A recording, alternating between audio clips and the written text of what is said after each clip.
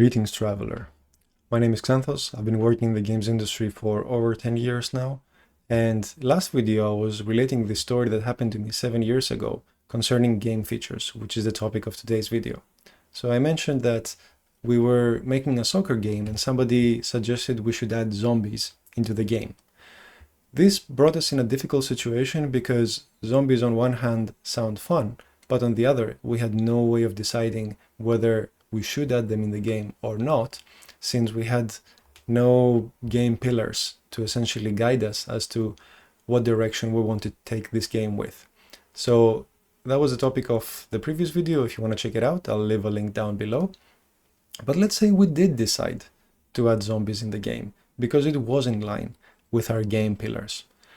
How would we go about adding this feature in the game, and how would we organize the game design in such a way around this zombie feature so that it's easy for the team to understand and it's easy for the developers to create? So let's jump in. So today we're looking at why and when you use these game features, at which point of the game development process, how do you define a game feature, and some common pitfalls that you might encounter during this process. So the features part is the part of the easy and simple game design phases framework that I've been describing in this game series. So if you haven't seen the previous ones, I will also link them down below. But basically, we talked about how to define the game concept, which is a high-level description of the game, then the vision, which describes which direction the game is going towards.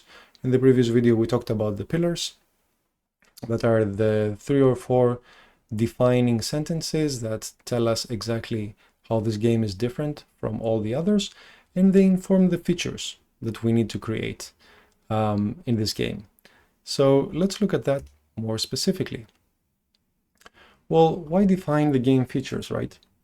First of all, defining the game features and talking exactly about all the details that constitute a game feature is the primary way of communicating to the team exactly what they need to make. Think of it as the to-do list of what you have to do to achieve the game concept. It helps us because it converts the vast amount of cool ideas, like the zombie idea, that the team has into actionable items. It's no longer a pie in the sky kind of thing. It's something you can sit down and start making right now. And finally, it provides a way to measure how close to completion the game is. So when do you use them? You start using them after the pillars of the game have already been set.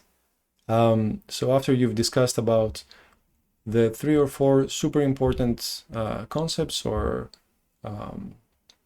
ideas or themes that the game must have, also visuals and sounds, that's when you sit down and refine those into a list of features, and consequently each feature is linked back to one or more of the game pillars. You also use them when you want to communicate to the team what needs to be made to bring the game to life.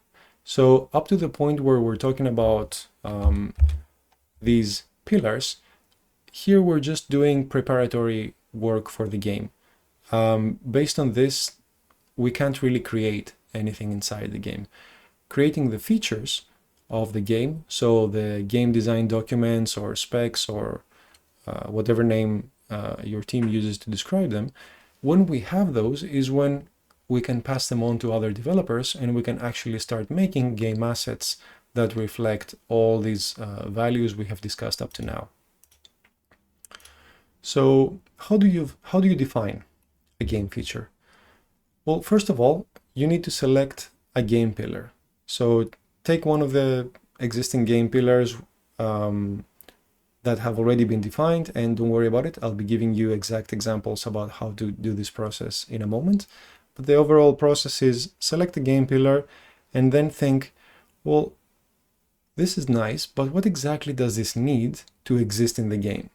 So that's where you unpack it, unpack the game pillar into 5 or 10 actionable features that will support that pillar. And you brainstorm in the next step about what these features are exactly. So in this brainstorming process, you might come up with more than 5 or 10, right? You might come up with 30 or more as everybody in the team pitches in, or as you start thinking about all the possibilities in the game. But for the next step, just cut off all the others or just merge them until you're left with 5 to 10 features per pillar. Again, this is not set in stone. Nobody, the game design police will not come to arrest you if you have more or less than this, but this is a good measure to see if you have a good critical mass to begin bringing this pillar to life inside your game. And then when you have these 5 or 10 features, you select one of them and you flesh out its components. So what does that mean exactly? Well, let's look at an example. So we can take a pillar that might say high octane chainsaw duels between undead lumberjacks in frozen forests. Now, this pillar definitely paints an image, and this is good. This is what we expect pillars to do, not just say a few words about our wishes in the game, but give us some imagery or give us a very specific direction about where this game needs to go. So when we have decided the pillar, then the next step is to think, well, to get all of that in the game, what do we need to do? Having just this sentence, maybe it sounds impressive, but when you have a game that's running right in front of you, what do you need to see to make sure that, or to hear, to make sure that this is put in the game, that this exists in the game? Well, the interpretation on this can vary from person to person, right? So there's many ways to actualize all of these things. But regardless, if you're making the game by yourself, then you need to decide exactly which features to keep. And if you're making it with a team, then usually you will discuss it with everyone and see from all the possibilities to actualize this, which are the ones we want to explore. So then you do the brainstorm process either by yourself or with your team as necessary, and you will likely come up with lumberjacks being necessary, forests being necessary, chainsaws, and so on. So again, there is no specific method for doing this, but if the pillar is well defined, then this process will be all the more easier to do. For the next step, you cut off and merge all these features, all these ideas rather, until you have 5 or 10 features. So from all the different types of lumberjacks you could use in the game and all the chainsaw styles you could possibly create and all the fighting lumberjack chainsaw arts you could possibly create a fighting system for, you cut off and you merge all the good ones until you have 5 or 10. And then when you have these 5 or 10 features that support this pillar, then you select one to start working on. So let's take the dueling chainsaw, which is, again, you don't have, that doesn't mean that this is necessarily something that would come out of this process, but let's say that this is something that you want to work on. So let's select it for this example and see how it would play out.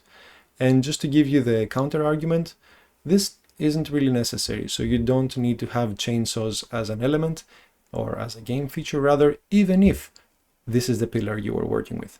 Perhaps in your implementation of this pillar, chainsaws are just a natural part of having lumberjacks in forests, so you don't need to talk about them specifically, you just talk about the lumberjacks in your game, and the chainsaw definition can be folded into that if you don't want to put that much attention in this chainsaw feature.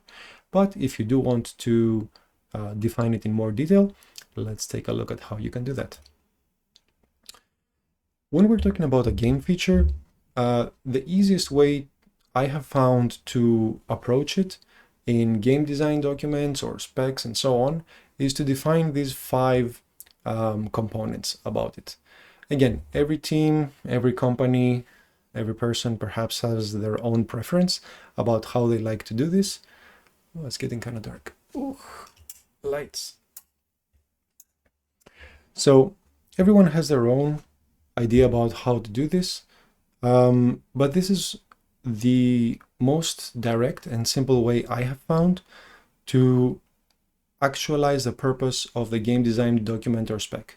And the purpose of that document is to communicate to others what needs to be created for the game to actualize on the pillars and so on that we have set for it. So the 5 components we need is the purpose of the game feature. Why does this exist in the game? Why did we decide to include it? When it's in the game, what do we expect it to do? Second is the use case. So when do you use this? Let's say we're working with this chainsaw example, and in which scenarios inside the game do you actually use the chainsaws? Then we move to the outline, which is what exactly does it do? So I will add more details about this in a moment, but this is where we want to think on a high level at least. A number of sentences, this can be anywhere from 2 to 20 to 30 simple sentences about all the capabilities of this feature inside the game. And in the next step, we go and refine those even more. So for each one of these sentences that we said in the previous step in the outline about how this feature functions, then we want to go in and define exactly how we need to see them inside the game to make sure that the pillars and the game concept and the vision are served. Now, most game designers that I know would stop here and they would say, well, I have defined sufficiently everything that I need about this feature, so if the team makes it just so, it will be perfect. In my experience, this can still lead to a little bit of ambiguity because of the perspective, right? So when a game designer sits down to write all this information on a paper or on Confluence or whatever tool you use, then what we're usually thinking is, well, what is the minimum amount of text and images and graphs and so on that I need to generate to sufficiently describe this feature? This is what a game designer would typically think.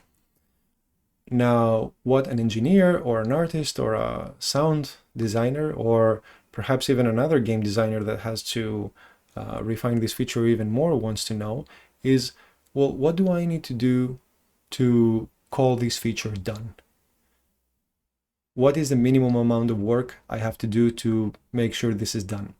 Now, of course, this is not out of malice or out of laziness or anything like that, but game projects are always busy. There's always a ton of features in the backlog that we would also like to put in the game if we had the opportunity. So the more we can optimize the amount of time we use in each feature, the more features we can have. That's usually how most people would think about it. So that's why the perspective of the developer here would be, what's the minimum amount I need to do to call this done? So from that perspective, maybe there's a lot of information in these other elements about what this feature is and what it's supposed to represent and how it functions and so on. But when you actually use it in the game, you might find that even though the feature was developed according to spec, it's still missing a few vital components. That's unfortunate. So what can we do about it? Tests is what we can do about it. So when you're defining the game feature components, adding the tests in the end will take a little bit of work for you to do, but it will save you a galaxy of time and conversations and back and forth in development, because you can define the most important interaction cases or edge cases there to make sure that what you want this feature to be able to do is indeed workable inside the game, and it's indeed functioning as you expected. This might sound a little vague right now, but I'll explain exactly what I mean in a moment. Let's talk about the purpose with some examples. First, so the purpose section will answer the question, what functional reason does this serve in the game? So when you're writing the purpose of a game feature, then the question you need to answer is, what functional reason does this serve in the game? Why is this necessary in the game? So it's not a general description. It's not, oh, this feature should have 10 hit points or whatever. It's not about that. It's about why did we choose to add this in the game? If this wasn't in the game, what would we not be able to do?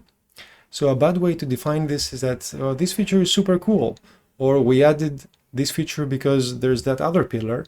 So the other pillar talked about chainsaws, so we need chainsaws. That wouldn't help us, right? Or Tom said so. I don't know who Tom is, but just because somebody said so is not answering the question, what functional reason does this serve in the game?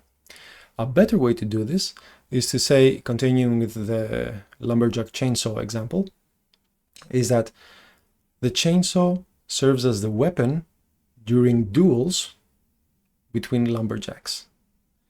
And writing it in this way implies that if there was no chainsaw, there would be no way for the lumberjacks to have their duel. So we haven't described any other way. We haven't described axes or pitchforks or whatever else. We've only spoken about chainsaws in our game pillar. So if we neglect them as a game feature, then there is no way for the lumberjacks to have their duels. And that's why we need this feature. So it's a very functional, very specific thing we want to describe here when we're talking about the game feature's purpose. Moving on to the use case.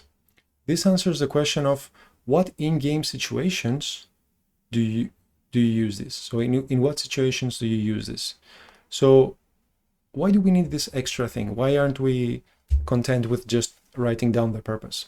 Well, going from the previous example, yes, we need chainsaws for duels, but is that the only case? When exactly do duels happen? Or a duel can have a duration of, I don't know, 1 minute or 5 minutes or 10 minutes.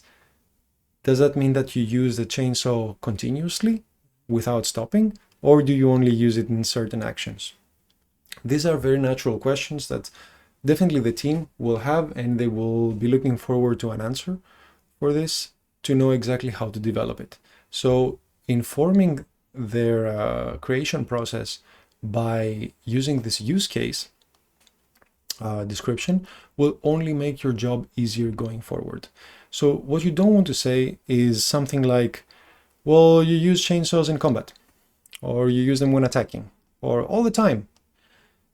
This may be true, but it's not enough information. You want to communicate exactly what other people will have to make. So the more information here and the more details, the better, making sure that all of them are, of course, useful. A better way to define the use case is to say something like, chainsaws are used in the equip screen and they customize the move list for the lumberjacks. So this implies that different chainsaws give different moves to the lumberjacks, and they're not just used in combat, they're also used in the equip screen. So players will expect to find them outside of combat as well. Then you continue by saying, they are also used each time the lumberjacks perform an attack. So we have tied the use of chainsaws with these two situations, right? Equip screens and attacks. So maybe there's other screens in the game, but that's not the main use case for the chainsaws. Maybe inside combat, there's other actions than attacks, maybe dodges, maybe jumps, and so on. But in this design, we don't expect chainsaws to be used during those. We only expect them to be used each time they perform an attack. So this gives the team a much better idea about when this feature is expected to be used. Moving on to the outline of the feature. So this answers the questions, what capabilities are absolutely necessary for this to function? So the list that you create here needs to be as small as possible, but as complete as possible at the same time. Why? Because if something is not described here, then that means that whoever reads this document and creates a feature based on this, if a necessary element wasn't there, then that's not getting made, and that's not good. So that's why we need to make this as complete as possible and as concise as possible. So here are some examples. Chainsaws are equipable items in the game. So you don't need to overcomplicate this part. This is just the outline of the feature. It's not the details. So you don't need to list all the items in the game at this point. You don't need to list all the screens and so on. But you need to say as few sentences as possible to give the other person a specific idea about how this functions. Another example is they are found in the woodcutting minigame. Okay, so you know exactly where they are found in the game. Their stats are power, length, chain type, and so on. Notice how here we're not talking about what power means, length, chain type, and so on. These could have sub-parameters and all these different types and so on. That's fine. That's something we can talk about in more detail later on, either in the outline of this game feature, or you might want to make the power stat or the chain type feature of its own if it's super important for your lumberjack combat system. But at this point, you need to create the outline. So starting with a simple way like this and then adding more details later on is completely fine for the outline of the game feature. And finally, in the details section, this is where we go all in, and this is where we describe absolutely everything we need to see in the game to make sure the feature behaves as we expect it. So the question you need to answer here is, what does the dev team need to finish this, to make sure that it exists in the game as you as a game designer imagines it? So this section is where you add all the exact details about how the feature looks, how it sounds, and how it behaves. So here is where you typically add lists of all the parameters that are necessary with all the possible values for those parameters. This is where you add graphs to show how the feature should look on the screen. Maybe simple sketches if high detail graphics are not available at this time. You can do pencil sketches, you can do Microsoft Paint sketches, or anything that's available to you to show to other people how you imagine this to look in the game. Here's also where you might add screen flows and say something like, well, you start the game, then you select combat, or you select equip, and then you come to this screen, and this is a screen that I'm going to define in detail. So perhaps in your flow, you don't need to show the entire game, but you're going to focus instead on just the screens that are connected to this feature. Keep in mind that if what you have in mind for this feature is not described here, it will 99% of the time not get made because the people making it didn't know you want it made. And now we come to the test part of the game feature components, which is where you cover the same feature from a different angle. So assuming that this feature is complete, what should I be able to do? This is something the developer can ask themselves to make sure that they have completed the feature to an appropriate degree to function as you imagine in the game. So this section will answer the question, how does a developer know this has been implemented correctly? If a test simply reads, well, if it works, then it's been completed, or if it has no bugs, then it's been completed, or everything I said in the details section and the outline, well, if all of that is in, then this feature is working properly. That's typically a bad way to do it, because when somebody reads this, they gain no additional information or understanding about how they should implement this. And that's the whole point of this section, to give them more information. A better way to do this is to say, for example, well, in the previous section, we described about what chainsaws do and their stats and so on, and what they look like. But some tests that I have to be able to do in game and the feature needs to pass is, for example, I attack by pressing A. This is a test. If I press A and my lumberjack doesn't attack with a chainsaw, then this test is failed and there's additional development needed. And this is easy for you to understand, and it's easy for other people to understand as well. It's a very if then else kind of sentence. Or I block with B. So when I press the button B, I expect the lumberjack to use the chainsaw to block. Very straightforward, very testable. You literally have to press a button. So if it works, it works. And if it doesn't, well, everybody knows that this is something that should work, so it needs a bit more work. This is also an excellent place to talk about some really rare cases which are usually described in the details section, but they're easily misunderstood by anybody who's reading it, right? So the details section has all these little things inside it about how this feature should work and all the things it should do, and it's easy to get lost. So this is a good opportunity for us to make sure that these edge cases are highlighted to the developers, and after they've done everything and after they've implemented all the details in the feature, they can run this test and make sure they catch even those rare cases that we know are going to be tricky, and we want them to make sure are true and they're tested before they consider this feature complete. So it really helps.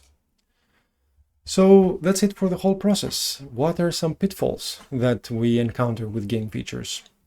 Well, the most common one is that the game designers write this huge document or two small documents about the feature that they want implemented, and lo and behold, it was not implemented according to what they intended or what they had in mind, and so on. This is extremely common.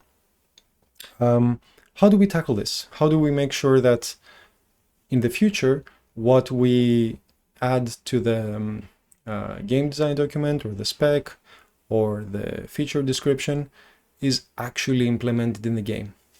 Well, think that whoever is going to implement this is only going to do the absolute minimum.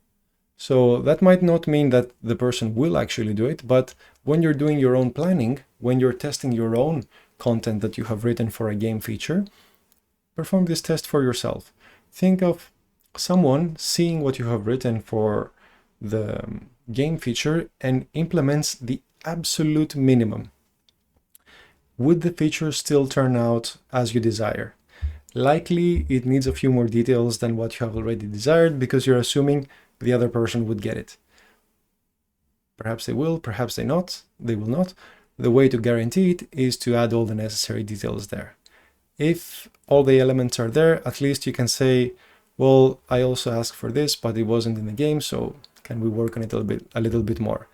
If something wasn't mentioned in the document and it wasn't developed, well, then that's the end of that conversation, and there will be a delay to this whole process, since you need to go back and add these details as well and restart the development process. Another pitfall is, of course, the scope creep. So this is a situation where somebody says, well, let's add zombies, let's add dinosaurs to the game. Oh, my friend Timmy heard about the game and he said we should add, I don't know, boats or whatever. So, I mean, these are silly examples, but sometimes the examples do make sense. And perhaps for your game, boats would be a good addition. So to avoid this kind of scope creep and saying, we should do this and that, and so on, what we do is compare the feature suggestion against the game concepts and the vision and the features that we have already. So it's not that this new feature is a bad suggestion, but perhaps it is too similar, or it serves the same purpose as a feature that already exists in the game. So in our lumberjack example, let's say that we have completed all the chainsaw related features, and now the lumberjacks can do their duels and parry and dodge and counterattack and all that with the chainsaws. What if someone says, but they're lumberjacks and they should have axes too? This is a statement that is actually true. Since we're talking about lumberjacks fighting with axes makes perfect sense. However, if we are in the point in the game where we already have the chainsaw feature completely fleshed out, then the axe feature, it wouldn't be useless it wouldn't be silly, it wouldn't be out of brand, but it would be a little bit redundant. Not too redundant, but it would be a little bit redundant since we already have the chainsaws.